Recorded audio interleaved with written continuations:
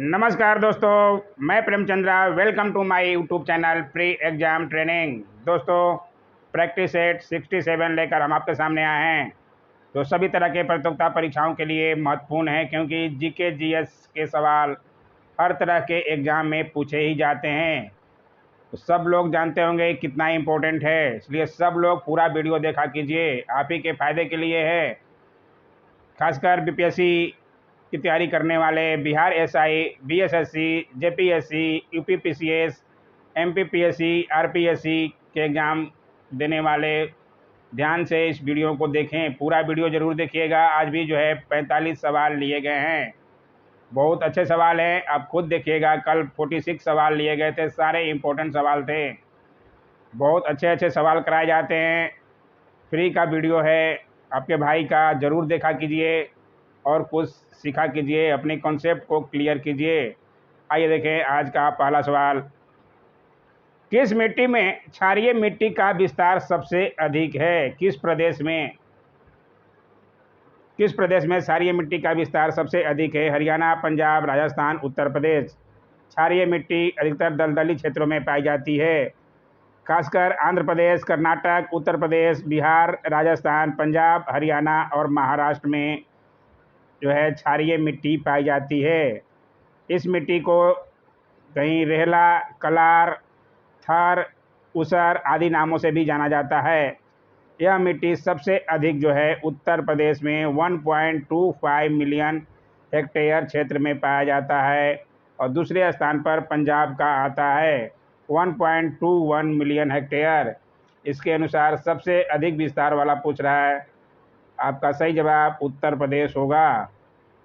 उत्तर प्रदेश नहीं रहता तो निम्न में से पूछता तो पंजाब आ जाता। ध्यान रखिएगा, दोनों का जरूर नोट कीजिए। नोट करते हुए चलिएगा तो आप ही के फायदा आएगा। निम्नलिखित में से किस राज्य से कर्क रेखा नहीं गुजरती है? बहुत बार ये भी बताया गया है, कर्क रेखा भारत के 8 राज्यों से होकर गुजरती है। सब लोगों को ज्ञात होना चाहिए, नहीं जानते हैं तो अभी भी नोट कर लीजिए। आप कलम कॉपी तो लेकर बैठते नहीं होंगे, एक दो क्वेश्चन देखने के लिए वीडियो खोलते हैं। जो लोग पूरा वीडियो देखने के लिए खोलते हैं उनके पास ज़रूर होगा। आप ज़रूर नोट कीजिए अगर नहीं जानते हैं तो। गुजरात, राजस्थान, मध्य प्रदेश, छत्तीसगढ़, झारखंड, पश्चिम बंगाल, त्रिपुरा तथा मिजोरम से होकर गुजरती है। इसमें बिहार अपना नहीं आता, इसलिए कर्क रेखा नहीं गुजरती है। नहीं पे ज़्यादा ध्यान दीजिएगा। बिहार सब लोग लगभग जानते होंगे, लेकिन 8 राज्य का नाम जरूर ध्यान रखा कीजिए। आइए देखिए अगला सवाल। निम्नलिखित में से कौन सा क्षेत्र भारत का सबसे अधिक पेट्रोलियम उत्पादक क्षेत्र है? अंकलेश्वर, डिगबोई, मुंबई हाई और खंभात। बहुत अच्छा ये भी सवाल है। ये भी सवाल बार बार आता है। इसका सही जवाब डिगबोई, असम में। ध्यान रखिएगा। आइए देखिए अगला सवाल। हाल ही में एलियन नामक प्राणी कहाँ पाया गया था? उत्तर अमेरिका, ऑस्ट्रेलिया, दक्षिण अफ्रीका और दक्षिण अमेरिका में से कहाँ पाया गया था? इसका सही जवाब है उत्तर अमेरिका। ध्यान रखिएगा।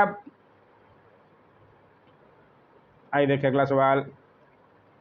देखिए कितना अच्छा सवाल आ गया। संसार में सबसे ऊंची इमारत निम्नलिखित में से कौन सी है? संसार की सबसे ऊंची इमारत अभी तो बुर्ज खलीफा है, जिसकी ऊंचाई लगभग 830 मीटर के लगभग है। 829.8 मीटर यानी कि 830 के लगभग ये, जो कि दुबई शहर में अवस्थित है, यूनाइटेड अरब अमीरात के दुबई शहर।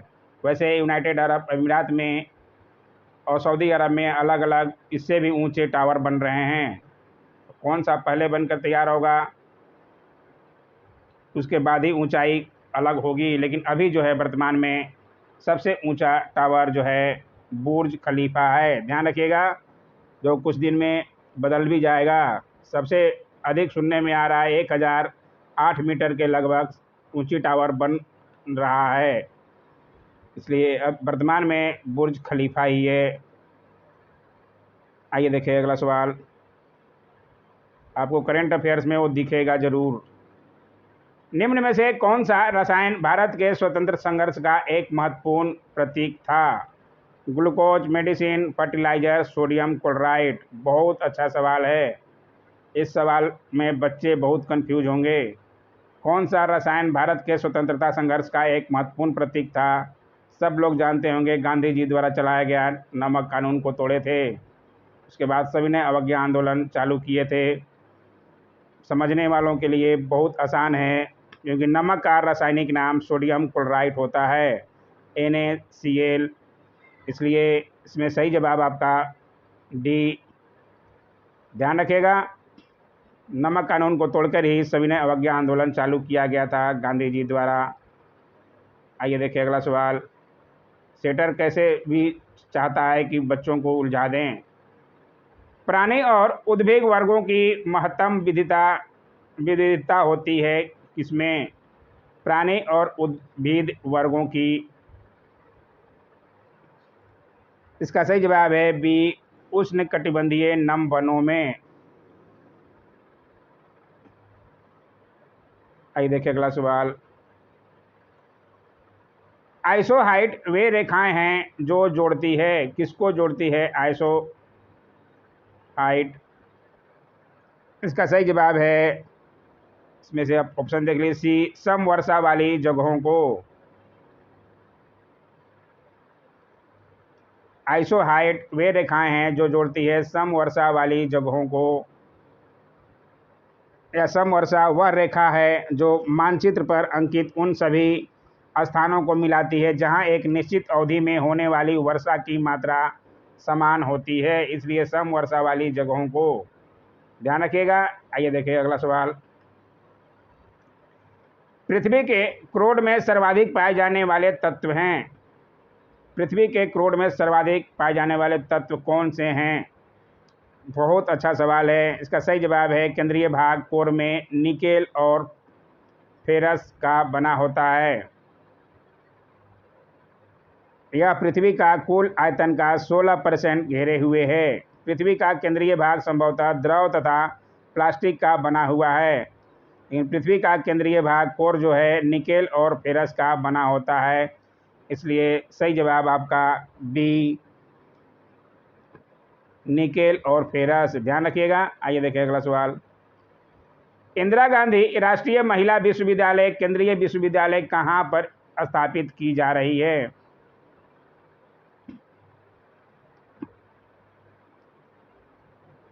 इंदिरा गांधी राष्ट्रीय विश्वविद्यालय तो इग्नू का नाम जानते होंगे, जो दिल्ली में है इसका मुख्य, लेकिन महिला विश्वविद्यालय कहाँ स्थापित किया जा रहा है? इसका सही जवाब है डी, कोलकाता में।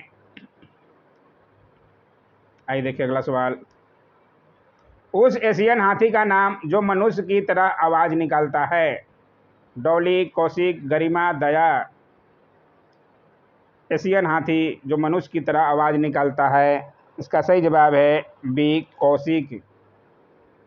साउथ कोरिया के इवरलैंड जू में एक एशियन हाथी कौशिक मनुष्य की तरह बोल सकता है। ध्यान रखिएगा, यह हाथी कोरियन भाषा के शब्द येस, नो, सीट, लेव डाउन, अन्य तरह के शब्द मनुष्य की तरह बोलता है, इसलिए सही जवाब आपका कौशिक। आइए देखिए अगला सवाल। भारत के संविधान द्वारा कल्पित कितने प्रकार के आपातकाल हैं? बहुत अच्छा सवाल है। 1, 2, 3 या 4? भारतीय संविधान में राष्ट्रपति को 3 आपातकालीन शक्तियां प्रदान की गई है।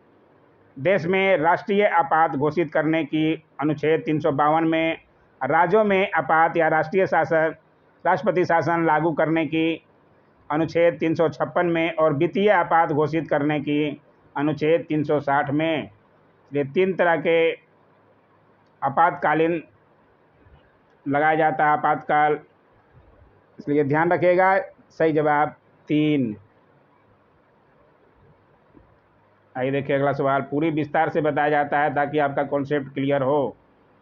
उपराष्ट्रपति को पूर्ण निर्वाचन के लिए पात्रता प्राप्त होती है, किसके द्वारा प्राप्त होती है? इसका सही जवाब है ए, संवैधानिक प्रावधानों के द्वारा। जो व्यक्ति उपराष्ट्रपति पद की आवश्यक योग्यता को धारण करता है वह एक से अधिक कार्यकाल के लिए निर्वाचित किया जा सकता है, लेकिन प्रथम उपराष्ट्रपति डॉक्टर सर्वपल्ली राधाकृष्णन को 2 बार निर्वाचित किए जाने के बाद अब यह समान परंपरा बन गई कि किसी व्यक्ति को एक बार ही उपराष्ट्रपति पद के लिए निर्वाचित किया जाए। इसलिए ध्यान रखिएगा, संवैधानिक प्रावधानों के द्वारा। आइए देखिए अगला सवाल। संज्ञेय अपराध किसी अपराध को संदर्भित करता है जहां संज्ञेय अपराध जो है, इसका सही जवाब है डी। औपचारिक शिकायत के बिना पुलिस किसी मामले को रजिस्टर कर सकती है। औपचारिक शिकायत के बिना पुलिस किसी मामले को रजिस्टर कर सकती है, उसको संज्ञेय अपराध है। आइए देखिए अगला सवाल। संविधान के अंतर्गत दिए जाने वाले मौलिक अधिकारों की निलंबित सक्रिया हेतु सक्षम प्राधिकारी हैं। मौलिक अधिकारों की निलंबित संक्रिया हेतु सक्षम प्राधिकारी कौन है? इसमें से हैं जो निलंबित कर सकते हैं। मूल अधिकारों का निलंबन किया जा सकता है, लेकिन संविधान से इन्हें निकाला नहीं जा सकता। संसद संविधान में संशोधन करके मूल अधिकारों को निलंबित करते समय संविधान के मूल ढांचे को नष्ट नहीं कर सकती। इसलिए ध्यान रखिएगा, इसका सही जवाब संसद।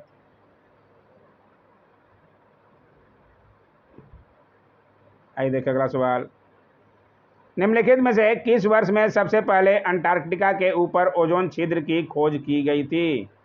ओजोन छिद्र जहाँ जो है जो भी सामान जाता है, जहाज भी जाता है तो उसके पता नहीं चलता वहाँ के बाद। इसका पता कब लगाया गया था? इसका सही जवाब है ए 1984 में। 1984 में अंटार्कटिका सर्वे के दौरान जोसेफ फॉरमन, ये भी नाम ध्यान रखिएगा, किसने लगाया था ये भी नाम आ सकता है। जोसेफ फॉरमन ने ओजोन छिद्र का पता लगाया था, इसलिए 1984। आइए देखिए अगला सवाल। अहमद भारतीय उपग्रह स्टेशन कोड किस शहर में स्थित है? अहमद भारतीय उपग्रह स्टेशन। अहमद भारतीय उपग्रह स्टेशन कोड देहरादून के निकट चंदमारी गांव में अवस्थित है। भूतपूर्व राष्ट्रपति फखरुद्दीन अली अहमद के सम्मान में इस उपग्रह स्टेशन का नामकरण हुआ, इसलिए ध्यान रखिएगा, देहरादून। आइए देखिए अगला सवाल। नारियल का पानी है, नारियल का पानी कैसा है? सही जवाब है विकृत तरल एंडोस्पर्म। हरे नारियल के अंदर द्रव रूप में पाया जाने वाला शुद्ध व स्वच्छ नारियल जल एंडोस्पर्म कहलाता है। आइए देखिए अगला सवाल। बुल बिल्स किसमें भाग लेते हैं? बुल बिल्स जो है किसमें भाग लेते हैं? ये भी अच्छा सवाल है। इसका सही जवाब है कायिक जनक।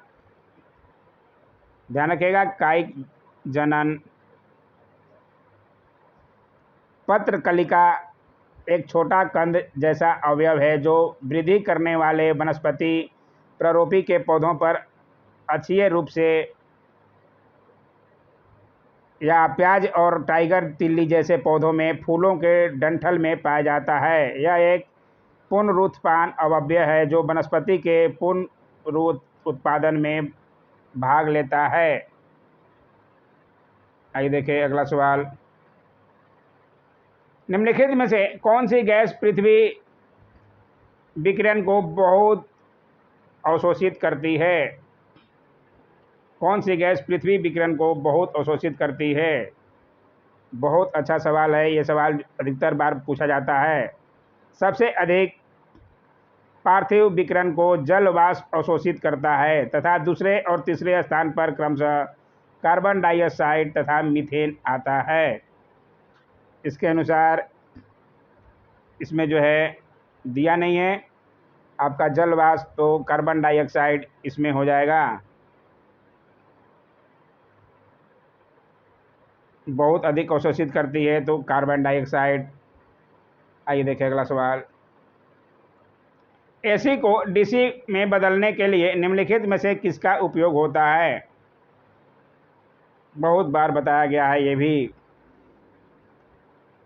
प्रत्यावर्ती धारा एसी को दिष्ट धारा डीसी में बदलने के लिए रेक्टिफायर पीएन जंक्शन डायोड का प्रयोग किया जाता है।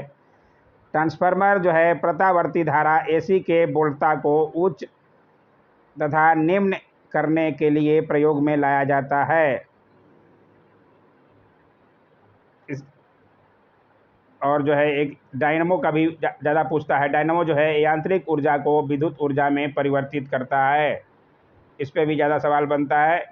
इसके अनुसार आपका आंसर जो है डी रेक्टिफायर।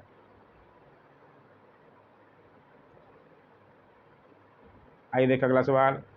एक इलेक्ट्रिक हीटर को जब 220 वोल्ट लाइन वोल्टेज के साथ जोड़ा जाता है तो 4.4 किलोवाट खर्च होता है। हीटर में प्रवाहित विद्युत धारा है। बहुत अच्छा ये भी सवाल है। विद्युत धारा पावर बराबर वोल्ट इंटू एम्पीयर आई, पी बराबर वी इंटू आई, या आई बराबर पी इक्वल वी इंटू आई, और आई बराबर हो जाएगा पी बटे वी। इतना तो सब लोग जानते होंगे, इसलिए आई बराबर हो जाएगा 4.4 किलोवाट बटे 220 वोल्ट। वोल्ट आप किलोवाट को बदल दीजिएगा तो आपका हो जाएगा, कट जाएगा, 20 ए आ जाएगा। इसका आंसर जो है 20। आइए देखिए अगला सवाल। किशोर अपराधियों को कहाँ रखा जाता है? बहुत अच्छा ये भी सवाल है। किशोर न्यायालय में, प्रमाणिक विद्यालयों में, या बंदी गृहों में, या सुधार घरों में। इसका सही जवाब है सुधार घरों में, क्योंकि बच्चों को कहाँ गृह में रखेगा, बंदी गृह में, उनको सुधार किया जाता है। आइए देखिए अगला सवाल। इसरो का पूरा नाम है, बहुत बार ये भी बताया गया है, भारतीय अंतरिक्ष अनुसंधान संगठन। इसरो का पूरा नाम Indian space research organisation, Hindi में उसको भारतीय अंतरिक्ष अनुसंधान कहते हैं, और इंग्लिश में इंडियन स्पेस रिसर्च ऑर्गेनाइजेशन। नहीं जानते हैं तो अभी भी नोट कर लीजिए। इसके अभी वर्तमान में कौन हैं अध्यक्ष, बताइएगा। भारतीय राष्ट्रीय कांग्रेस के प्रथम मुस्लिम अध्यक्ष थे। बहुत अच्छा ये भी सवाल है। भारतीय राष्ट्रीय कांग्रेस के पहले मुस्लिम अध्यक्ष बदरुद्दीन तैयब जी थे, जो इसमें दिया नहीं है, जिन्होंने कांग्रेस के तीसरे मद्रास अधिवेशन की 1887 ईस्वी में अध्यक्षता की थी। इसके दूसरे मुस्लिम अध्यक्ष रहीमतुल्ला सयानी थे, जो कि दिया हुआ है रहीमतुल्ला सयानी। इसके अनुसार आंसर जो है रहीमतुल्ला सयानी दिया है, लेकिन ई ऑप्शन है और यहाँ पे निम्न में से नहीं पूछा है, तो आंसर आपका ई जाएगा बीपीएससी के अनुसार। ध्यान रखिएगा, अगर यहाँ पे निम्न में से रहता या ई ऑप्शन नहीं रहता तब जो है रहीमतुल्ला इसमें जा सकता था, लेकिन इसमें से सीधा पूछ रहा है कि कांग्रेस के प्रथम मुस्लिम अध्यक्ष थे। ध्यान रखिएगा, तैयब जी, बदरुद्दीन तैयब जी, नाम आप ध्यान रखिएगा, इसलिए आंसर जो है ई पे जाना चाहिए। ऐसे सवाल अधिकतर बहस के शिकार हो जाते हैं एग्जाम के बाद। ई आंसर ही लास्ट में बीपीएससी देता है। निम्नलिखित में से किस द्रावण का पीएच बराबर 2 होगा?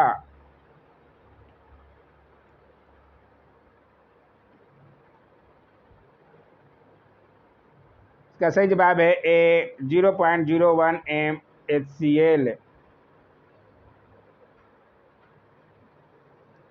आइए देखिए अगला सवाल। निम्नलिखित में से कौन सा द्रावण क्षारीय होगा? जिस H3O+ का आयन का कॉन्सेंट्रेशन 10 के घात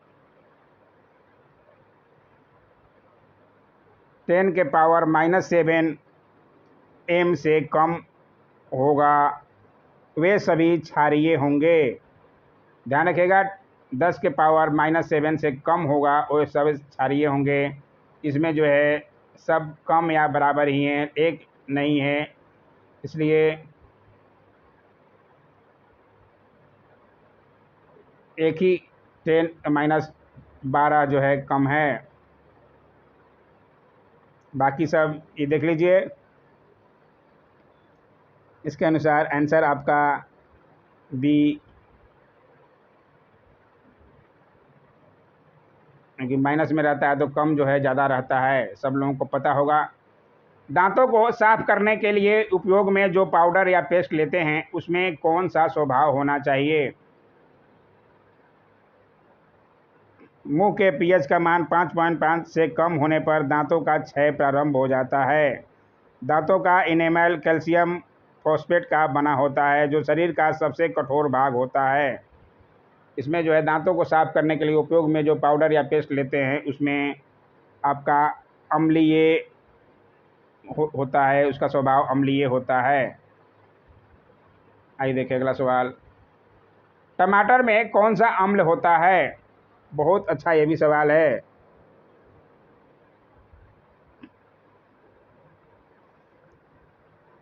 सिरका में एसिटिक अम्ल, नींबू या नारंगी में साइट्रिक अम्ल तथा अंगूर और इमली में टार्टरिक अम्ल होता है और टमाटर में ऑक्सैलिक अम्ल होता है। ध्यान रखिएगा, इसलिए आंसर जो है ऑक्सैलिक अम्ल। चारों के बारे में बता दिया गया। टार्टरिक अम्ल जो है अंगूर और इमली में, एसिटिक अम्ल जो है सिरका में, नींबू तथा नारंगी में साइट्रिक अम्ल। इन सब का भी नोट करते हुए चलिएगा। आइए देखिए अगला सवाल। NH3 किस प्रकार का पदार्थ है? प्रबल अम्ल, मंद अम्ल, प्रबल क्षार और मंद क्षार। इसका सही जवाब है मंद क्षार। ध्यान रखिएगा, NH3 एक मंद क्षार है क्योंकि पानी के साथ घुलकर H+ के साथ NH+ बनाता है। आइए देखिए अगला सवाल। थर्मामीटर में निम्नलिखित में से कौन सी धातु का उपयोग होता है? सब लोग को पता होना चाहिए, थर्मामीटर का प्रयोग आजकल कुछ ज़्यादा ही हो रहा है सब घरों में। इसमें जो है पारा तो बचपन में ही पढ़े होंगे। ये सवाल तो बहुत इजी था, लेकिन नहीं जानते हैं तो नोट कर लीजिए। जल के साथ Na2O की क्रिया होने पर क्या बनता है?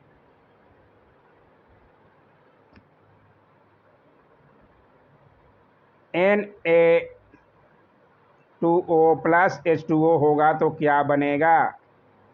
इसके बाद जो है NaOH+O2,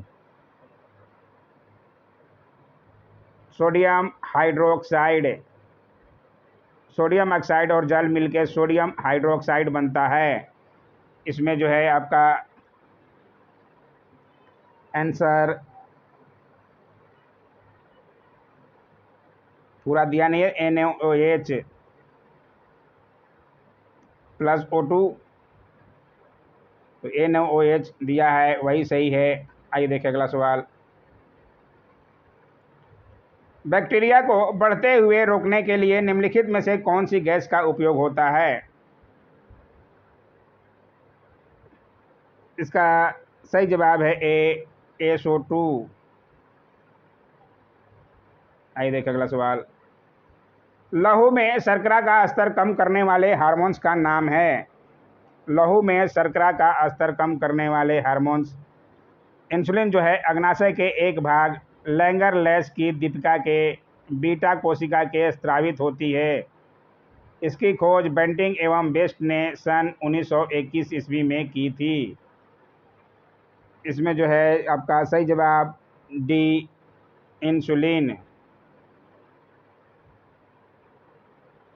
आइए देखिए अगला सवाल। एक वयस्क मनुष्य के मगज यानी कि ब्रेन का द्रव्यमान कितना होता है? सब लोगों को ये तो पता ही होना चाहिए।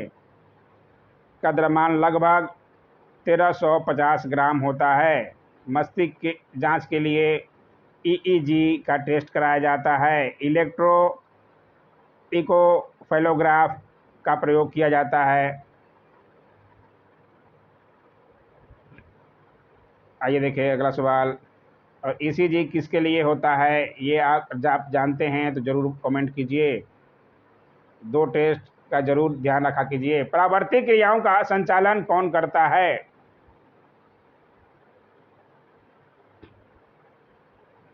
प्रावर्तिक क्रिया रीढ़ रज्जु अथवा मेरु रज्जु मेंडुला ऑब्लिगेटा का पिछला भाग होता है। यह प्रतिवर्ती क्रियाओं का नियंत्रण तथा समन्वय करता है। इसलिए इसमें आपका सही जवाब बी रीढ़ रज्जु। आइए देखिए अगला सवाल। लड़का किस उम्र में तरुणा अवस्था में आता है? तरुणा अवस्था में किस उम्र में आता है? औसतन लड़का का तरुणा अवस्था 11 से 12 वर्ष के बीच तथा लड़की का 10 से 11 वर्ष के बीच आता है। इस अवस्था की समाप्ति लड़कों में 16 से 17 वर्ष के बीच होते हैं तथा लड़की में 15 से 16 वर्ष के बीच। इसके अनुसार आपका आंसर जो है 10, 11 से 12 डी। ध्यान रखिएगा। आइए देखें अगला सवाल। यदि शरीर का समान तापमान 37 डिग्री सेंटीग्रेड हो तो शुक्र पिंड का आदर्श तापमान होगा। शुक्र पिंड का आदर्श तापमान कितना होगा? शुक्र पिंड का तापमान शरीर के समान तापक्रम से 2 डिग्री से 3 डिग्री तक कम होता है। तो उनका 37 डिग्री है तो 2 से 3 कम होगा तो 34 डिग्री के लगभग। इसलिए सही जवाब आपका डी 34 डिग्री सेंटीग्रेड। 34 या 35, 2 से 3 डिग्री तो 34 या 35 दोनों ध्यान रखिएगा। पुरुष जन्म का नियमन करने के लिए किस चीज़ का उपयोग करता है?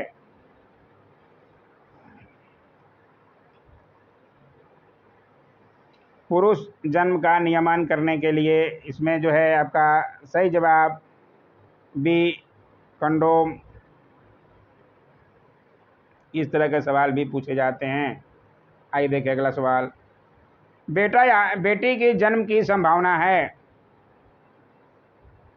मनुष्य में गुणसूत्रों की संख्या 46 होती है। प्रत्येक संतान को समजात गुणसूत्रों की प्रत्येक जोड़ी का एक गुणसूत्र अंडाणु के द्वारा माता से तथा दूसरा शुक्राणु के द्वारा पिता से प्राप्त होता है। पुरुष का गुणसूत्र संतान में लिंग निर्धारण के लिए उत्तरदायी होता है। इसलिए ध्यान रखिएगा इसमें जो है दोनों से 1-1 यानी कि 1:1 में। आइए देखिए अगला सवाल। 10 नैनोमीटर में कितने मीटर होंगे? 1 नैनोमीटर में 10 के पावर -9 मीटर होता है।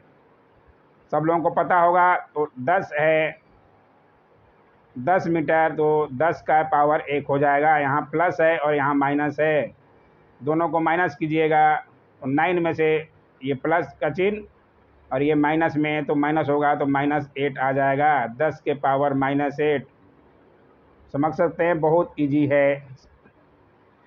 माइनस का चिन्ह ज़्यादा है, 9 से पहले माइनस का चिन्ह है इसलिए माइनस का चिन्ह ही रहेगा और आपका आंसर 10 के पावर -8। ध्यान रखिएगा। आइए देखिए अगला सवाल। एसआई पद्धति में बल का मात्रक है। बहुत अच्छा सवाल आ गया, बहुत बार बताया गया है। बल का मात्रक इसमें से कौन है? बल का मात्रक न्यूटन होता है। जूल जो है पावर शक्ति का मात्रक, एक कार्य का मात्रक होता है। वाट विद्युत शक्ति का। आइए देखिए अगला सवाल। समतल दर्पण का नाभ्यंतर होता है। समतल दर्पण का नाभ्यंतर जो है अनंत होता है। ध्यान रखिएगा। आइए देखिए अगला सवाल। समतल दर्पण में वस्तु 2 मीटर की दूरी पर रखी है तो उसके प्रतिबिंब और वस्तु के बीच की दूरी होती है। बहुत अच्छा, ये भी सवाल आ गया। समतल दर्पण में किसी वस्तु का प्रतिबिंब दर्पण के पीछे उतनी ही दूरी पर बनती है जितनी दूरी पर वस्तु दर्पण के आगे रखी जाती है। ध्यान रखिएगा, यह प्रतिबिंब काल्पनिक वस्तु के बराबर और पार्श्व उल्टा बनता है। जितनी आगे होगा, यानी कि 2 मीटर की दूरी पर रखी है तो प्रतिबिंब और वस्तु के बीच की दूरी भी दोनों को जोड़ना पड़ेगा। 2 आगे और 2 पीछे होगा, यानी कि दोनों के बीच की दूरी पूछ रहा है तो आपका 4 मीटर हो जाएगा। ध्यान रखिएगा, दूरी पूछ रहा है, पीछे का नहीं पूछ रहा है कि पीछे कितनी दूरी पर होगा। जब सामने 2 मीटर होगा तो पीछे भी 2 मीटर जाएगा, यानी कि 2 और 2 4 मीटर हो जाएगा। आइए देखिए अगला सवाल और आज का आखिरी सवाल। पूरे 45 सवाल हो जाएंगे दोस्तों। बिंदुसार के शासन के दौरान अशांति कहाँ थी? बहुत अच्छा, ये भी सवाल आ गया। बिंदुसार के शासनकाल के दौरान सिंध प्रांत के उत्तर पश्चिम क्षेत्र तक्षशिला में गड़बड़ी फैली हुई थी। उसने विद्रोह कुचलने के लिए अपने पुत्र अशोक को भेजा। तक्षशिला के गवर्नर, सुसीमा के कुप्रबंधक और इंडो ग्रीक उपस्थिति के कारण तक्षशिला में अस्थिरता का माहौल बना हुआ था। इसलिए इसका सही जवाब बिंदुसार। बिंदुसार कौन थे? चंद्रगुप्त मौर्य के सुपुत्र और बिंदुसार के पुत्र अशोक। तो कौन बुला सकता है? इसलिए आज का सवाल ये हो गया पूरे 45। कैसा लगा ज़रूर कमेंट किया कीजिए और लाइक तो कर नहीं रहे हैं। लाइक करने में क्यों कंजूसी कर रहे हैं दोस्तों? आपको चाहिए आराम से क्वेश्चन देख के करना। टेलीग्राम ज़रूर ज्वाइन कीजिए, कुछ ना कुछ तो आज के वीडियो में भी आपको सीखने को मिलेगा ही। चैनल को सब्सक्राइब नहीं किए हैं अभी तक तो कर लीजिए। Thanks for watching my YouTube channel.